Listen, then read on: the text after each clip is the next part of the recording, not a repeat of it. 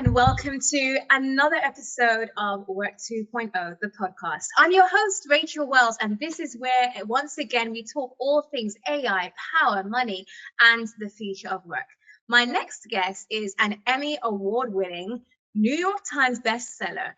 She's known as a motivational voice online, and she is known to be an encouragement. She's known for her soulful vegan food cooking, absolutely scrumptious recipes.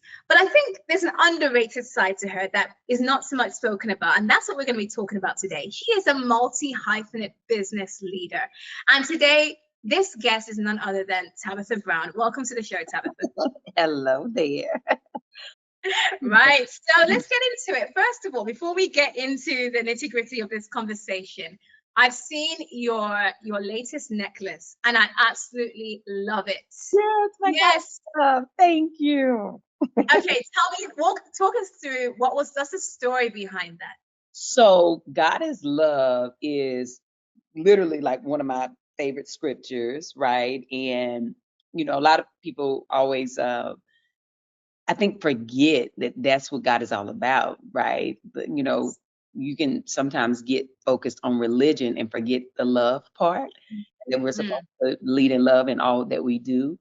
And so it's something that I used to put on t-shirts and write all the time. And I told my husband years ago, I was like, I want a necklace that has God is love. And I like visualized the necklace. I was like, I want it to be gold. I want the O to be a diamond. And then I want the heart to be a ruby. Wow. And so I told him, and of course he couldn't find it. So he went to our jeweler and had it made for me. And he told me about, I think 5 Christmases ago. It's been like 5 or 6 years that I've had it. And I never take it off really, unless I'm like working on a set or something and it's, doesn't go with character. But I pretty much wear it every single day. And for many years, people would say, "Oh, where did you get your necklace?" And I said, "Oh, my husband had it made for me. He, designed it for me." And then a couple of people even stole the design and started to try to like sell them and do different things. And I was like, "Oh, that's what people do." But I was like, maybe I'll create it and allow people to share in the messaging, because I think we all need to be reminded that God is love. And I get so strangers, I can be, on a plane or in the airport or in a store, and they'll see the necklace and they'll say, "You know what? Thank you. Your necklace just spoke to me." And so now knowing other people are wearing it and putting that message in the world as a reminder that God is love, I think it's just part of purpose work. So that's the God is love necklace. So available at tabandchance.com. Well, we're going to get more into that. I'm going to ask you some more about like how you partner with your family, because that's another thing in itself. Before we get into that, a lot of people try to build personal brands. The thing about you, Tab, is you've built an authentic soul. Like, you're not just trying to be a personal brand. You are who you are. What people see on social media is exactly who you are. Today we've got, and I know you started before this, but we've got a lot of AI generated content, unfortunately, AI influencers, right? Yeah. How do you protect the humanness of your brand and ensure that you continue to stand out? And are you worried at all that an AI influencer could take over your brand? I'm not worried that an AI influencer could take over my brand, because you can't nobody be Tab but me. Okay. I think just staying rooted in reality and being who I am. I do a lot of things in the moment. Right? And when you do things in the moment, honey, it don't get no more real than that. Right. If something hits me in the moment, I'm like, oh, let me get my phone and record it and post. Right. AI has to be planned. It has to be programmed. It has to be told what to do. Me, like, I allow God to deposit inside of me, and then I share that. And that's a different take, So, I don't worry about it. I think that AI, we're in a world where you got to figure out it ain't going nowhere. So we have to figure out how you can use it to benefit your business, how you can create jobs with it for, as people are losing their jobs. But stay true to who you are, because nothing can replace human connection. Nothing. 100%. Yeah, 100%. That's actually a recurring theme I'm seeing a lot when I've been interviewing people recently at different levels, CEOs, directors. They all say the same thing, that at the end of the day, like, your number one asset is that human connection. Like, replace that. So that's amazing. Now let's go into the art of the pivot, right? One thing I've noticed is like obviously you've got so many different businesses. You started, we know your story as an Uber driver, and Mhm. you went from there straight up and kept building and building and building. One of the things you built, or should I say acquired, was the franchise Kill My Name.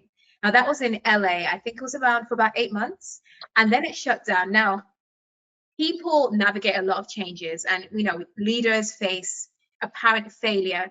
I want to know what how did you learn to pivot, not just from Uber to being an entrepreneur, but facing apparent failure or loss with Kill My Name? How did you pivot from that, and what did that teach you, and what's your reflections on that? So, just so we know correctly, so Kill My Name is an existing restaurant that Yeah. still exists in Chicago, right? Neiman is the founder, and he's the owner, who I love and adore. He's a great friend of mine, Yeah. and I love the restaurant. And so when being in Chicago, staying there while I was shooting, I talked to him, and he was thinking of opening a Kill My Name here in LA, and I thought, oh, that's a great idea. I'll be your partner, right? It just felt good in the moment. It almost felt like a sign, because I had thought about opening a restaurant, and when he said it, I was like, oh, maybe this is my sign. I'm going to do this. No restaurant business, no thought about the demand of the schedule, anything. Although when he presented the idea, he was like, absolutely, we could do this. I run the business. As an investor, we partner. Everything is basically 50-50. I'm an owner, he's an owner, but I'm the face that will help bring people in and all things. And I thought this is a great idea. But getting into it, what I realized about myself was like, for the restaurant business, is such a tough business. Oh yeah. And if you're not able to be present the way I like to run business, like in all my businesses, I like to know what's going on at all times, right? It's Yeah. really because I never want to be blindsided by things, Mm. right? You can have a great partner, but you still got to know what's going on, right? And if your partner doesn't share those things with you, it can hurt the business. So for us, although we were sharing everything, we understood like it's some stuff that ain't working, and this is not making sense. And I can't be available because Neiman was going back and forth, Chicago to LA, Chicago to LA. And my schedule is demanding. And there was too many issues with the building, too many issues. And I just had to make an executive decision and say, you know what? We're gonna have to we can't do this. There's too Wow. many things, too many loopholes, too many things going wrong. And we're gonna have to shut it down. I also don't want to set up anybody to fail. And that's Mm. what it was Mm. feeling like. But in failure, it's also a win. And Yes. so during that time, right, when Target was a great thing for us all, and it was a great partner for me, I decided, you know what, I'm going to put food in Target, Right. and close the restaurant, and I pivoted to the retail space of having food there in my partnership. And so it worked. It worked for me in the moment. Um, I did lose money, of course, in the Right. restaurant business, but I gained so much more.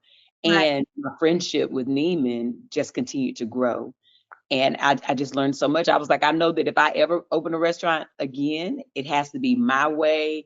I have to be available. Like, it has to be done a Right. certain way. You know what I mean? So it was such a great experience, but it was also a great way to learn how to pivot. Wow. Do you think then that you would have ventured into your Target partnership or had that opportunity if it wasn't for the restaurant? Or were you planning to do that anyway? Yeah, I was already in partnership with Target. Okay. I had already did like clothing and furniture and all the things. Yeah. Food was a limited time thing at the time. But Right. when this was happening, I had the opportunity to go evergreen and have my stuff permanently there. That's what I And so, mean. Yeah. and Yeah. so I took that as the opportunity to say, well, you know what? I can't give people the restaurant, I can at least give them food to cook at home. And so that's how that happened. Wow. I think Yeah. that's incredible because there are a lot of people who will take failure, and I say that in quotation marks because it really isn't. They'll take it personally, like, oh my days, this is terrible, not doing this again. Yeah. The way you framed it and the way you looked at it is what we say is a growth mindset, where you looked at it as, here's what I've learned from this. I've realized if we're going to do this again, I need to be fully present, knowing what's going on, fully available. You Yeah. realize what the pros and cons of it were, and it was a learning experience for you, and you Ab- took that and you were able to then expand into evergreen food at Target, which probably wouldn't have occurred to you if that hadn't happened. I think Yes. that's incredible. Yeah. Thank you. So let's talk about Fridays with Tab and Chance. And of Yeah. course, with your husband, you also have this partnership where you also, like with the necklace that we were talking about at the beginning, you're expanding into a family empire. Now, that's pretty tricky. Okay. I know. Okay. Working with family can be tricky, but it's obviously a beautiful experience. There's ups and downs to it. Do you have like house rules for business leadership as well as maintaining that relationship and not blurring the lines? How do you do it? So we don't necessarily have house rules, right? But we do know each other. So my husband, he'll tell you I work too much. I love the business side of things. I do work a lot. I'm very focused on it. Um, my mind is constantly always thinking ideas. I'm up late at night doing emails and research and all the Wow. things Right. where he just knows what he likes and he also knows what he ain't gonna do. And I know that about him. And so that is our balance, right? I'm not gonna try to force him to think like me, be like me, do business like me. But what he is my great partner who we can bounce ideas off of each other. When it comes to fragrance, he knows the scents that he loves. He knows how to put them together. He knows what something looks good. He knows great names. Like all of the things that we come together and put our heads together to Right. create, those are his strong points. So we lean into his strong and we lean into my strong. And then the things that are not his like strong points, he'd be like, you got it back. I ain't finna get over there because that ain't my business. All right. Right. Knowing each other's strengths and weaknesses and being able to fill in those places for each other, right? It's just like he knows that I'm very easygoing. I try to find the good in everybody. Sometimes that makes people try to take advantage of me. He Right. ain't like that. He don't trust nobody, right? So he might second set of eyes. And he be like, nah, man, I don't trust that. You know what I mean? Where I'm like, oh, I think they all right. Nah, you know? Yeah. So it's a great balance. And we don't really talk about business when it ain't time to talk about business. Oh, We parents and we lovers, honey, we friends, and we do. He also has his Team Chance Basketball, which is his yes. nonprofit. So he be doing basketball 4 days a week. When it's weekends and we going to them games, baby, it ain't got nothing to do with have a chance. We Team Chance, Right. right? So everything has its time. Yeah. If you can respect that and you always keep love at the center, you be all right. So you're maintaining those boundaries. And most importantly, I love what you said about like playing to each other's strengths, knowing this is your strength, this is my weakness. And kind of Mhm. like he's compensating where you're not so good and you're compensating where he's not so good. It's not a bad thing, weakness. It's just that one is stronger than the other. And you're blessed to have him as your business partner in that way because he, like, like you said, he's your second set of eyes, right? And things that you might have think, he's there to remind you, no, let's stay grounded. Exactly. One of Love the it. things I love about him. Beautiful. Now you went from being an Uber driver to being, a global face, a very much recognized face. I'm in the UK and I recognize your face. So that says a lot, right? Because the UK is very much to ourselves. So I love y'all. When I came there last year for my book, I did a 2-day book event at the British Book. What is it? The festival. yes. Like, oh my God, everybody showed up. I love it. I could live in London. I love it. So Oh, yeah. You'll say that until you get here, and then you realize London ain't all that. okay, well the people was giving me good love. All right. Yes, yes, yeah, for sure, for sure.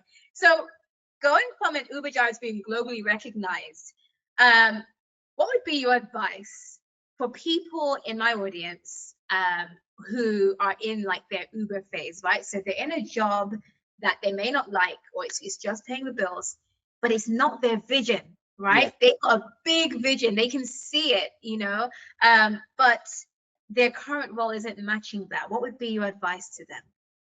Remember, it's temporary Mhm. and focus on your vision, right? Do something towards it every day, no matter how big or small. Do one thing towards it every day. Leave room for your vision. Leave room in space for God to do what He gonna do. Don't try to control everything. Leave Right. leave that space so that God can still get in there, Mhm. right? But also leave like enough energy for yourself. Because sometimes we'll go and we'll work a job and we be tired.